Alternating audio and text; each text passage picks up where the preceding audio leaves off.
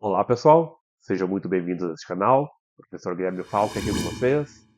Hoje eu gostaria de trazer para vocês um artigo muito interessante que eu li na revista Black Belt Magazine lá nos Estados Unidos, uma revista muito conhecida no meio das artes marciais, uma revista que trouxe grandes matérias sempre, e tem um autor que gosto muito, que tem uma abordagem tradicional da arte marcial, uma abordagem às vezes muito filosófica também, mas que não exclui de trazer a parte prática para nós aqui nas nossas práticas marciais, tá? Então eu vou trazer para vocês esse artigo, espero que gostem, que achem legal, e se gostarem não esqueçam de deixar aí o seu joinha e se inscrever no canal que está apenas começando. Vamos lá, deixa eu abrir para vocês. Aqui. Então, nós estamos aqui com esse texto do Dave Lowry, que se chama Um Palito de Dentes Quando Você Está com Fome. Há um aforismo antigo no Japão, Bushiwaku Anedo Takayoji. Não sei se saber certinho minha pronúncia, tá, pessoal? Bom, numa tradução simples, significa quando está com fome, o samurai usa um palito de dentes. Existem várias camadas de interpretação para este aforismo. Compreendê-las nos dá uma percepção da cultura do guerreiro e que tem um efeito direto nas artes marciais que praticamos atualmente. É bobagem falar dos samurais como se eles fossem uma instituição monolítica e imutável dentro da história japonesa. A classe dos samurais era muito variada. Houve períodos em que eles estavam quase sempre em guerra, e em outros momentos não eram mais do que um amador emplumado. Certamente que as generalizações são impossíveis. No entanto, ao longo dos séculos, uma discreta cultura começou a se formar. Uma parte, provavelmente, devido à estratificação de classe que dominava a vida social e política do Japão. O samurai começou a se ver como diferente, mas esteja certo de que eles nem sempre estiveram à altura do seu próprio senso coletivo de identidade. É duvidoso se eles estavam conscientes desse senso de forma abrangente. No entanto, compreendiam que sua função na sociedade era contrária daquela das outras classes. Como uma pessoa reage a isso, como incorpora isso ou deturpa isso, diz muito sobre ela. Trazendo um breve comentário dessa partezinha aí, pessoal, é muito interessante, né, quando a gente observa essa questão dos samurais e a gente tem aquela ideia do samurai com aquela pessoa com honra, né, emplumada, como ele diz ali. A gente vê que muitos samurais tinham um ego bastante elevado e os samurais tinham um jeito de caminhar, inclusive, que era próprio deles. Então, eles se diferenciavam muito das pessoas comuns que viviam, né, ali, como se fossem superiores, né? Uma classe superior.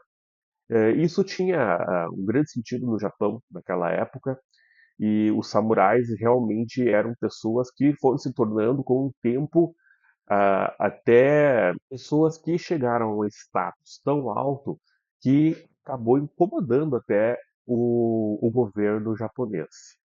Bom, isso fica bem claro, a gente vê quando assiste filmes como os filmes do Akira Kurosawa, que mostram às vezes aqueles samurais, né, bastante arrogantes. Por outro lado, mostram samurais que nem eram bons, né, que eram bem ruinzinhos da espada, mas tinham toda aquela empáfia, né? Bom, vamos continuar nosso texto aqui. Usar um palito de dentes, como se alguém tivesse feito uma suntuosa refeição, mas a verdade estivesse com a barriga vazia e doendo. Podem implicar muitas coisas. Pode ser fingimento. Pense em uma pessoa que comprou um carro novo, de luxo, com o cartão de crédito já no limite, e então dirige por aí como se fosse rico, embora os credores já estejam batendo em sua porta. Existiram samurais com palitos de dentes que se encaixavam exatamente nesse comportamento. Eles andavam por aí com suas espadas duplas, arrogantes na forma em que tratavam as pessoas comuns, que eram, ironicamente, fonte de cada pedaço de comida que entrava em suas bocas. Claro, né, pessoal? Pensando que camponeses é que plantavam, que faziam, que traziam o alimento para as pessoas, né? E o samurai era justamente uma pessoa que estava ali se beneficiando daqueles camponeses, né?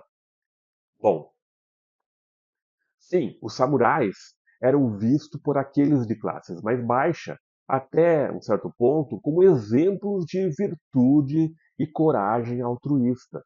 Eles também eram modelos de desprezo, considerados parasitas. Eles foram tomados como figuras ridículas e o provérbio do palito de dentes pode ser interpretado dessa forma. No fim das contas, trata-se de um bufão arrogante que finge estar bem alimentado e satisfeito, quando na realidade não passa de um fracassado faminto. No entanto, tem outra camada de interpretação encontrada na imagem do samurai faminto com o palito de dentes. O Japão, em muitos momentos de sua história, teve que lidar com a fome. A última dessas ocorrências foi no século XVIII, causado por problemas climáticos e políticas governamentais desastrosas. Mesmo em tempos bons, a fome foi uma parte frequente da vida diária dos japoneses. Grandes tumultos ocorreram quando fazendeiros e outros produtores se opuseram aos altos impostos pagos em arroz, em suprimentos de alimentos cada vez mais escassos. Aliás, em praticamente todos esses tumultos, os agricultores armados com ancinhos, enxadas e outras ferramentas derrubaram muitos samurais. Mais um comentário aqui que é bastante interessante, né? A gente sabe que pega lá Okinawa, principalmente, né? A gente vê que muitos das armas que hoje a gente conhece aí nas artes marciais eram, na verdade, instrumentos utilizados pelos camponeses para o trabalho diário. A gente pega, por exemplo, o Nunchaku, que é muito famoso, né, por causa do Bruce Lee. O Nunchaku ele era um instrumento utilizado para bater o arroz, etc. Né? Tem aí outros instrumentos que eram utilizados, o próprio bastão que a gente vê, são instrumentos que eram utilizados no campo. A própria, aquela shuriken ninja, né, que a gente vê nos filmes utilizada para arremessar, ela era colocada com o buraquinho que ela tem no meio ali, em cima de um prego, por exemplo, para servir como alavanca para a gente conseguir tirar o prego. Né? Então, veja só, eram utilizados no dia a dia das pessoas e depois acabam se transformando em armas, né? Que foram utilizadas muitas vezes para combater os próprios samurais. Durante os períodos que a fome assolava o Japão, outros poderiam resmungar e reclamar. O samurai, entretanto, com frequência mostrava um ar de uma calma estoica. Pense numa pousada do tipo daquelas mostradas em filmes de samurai.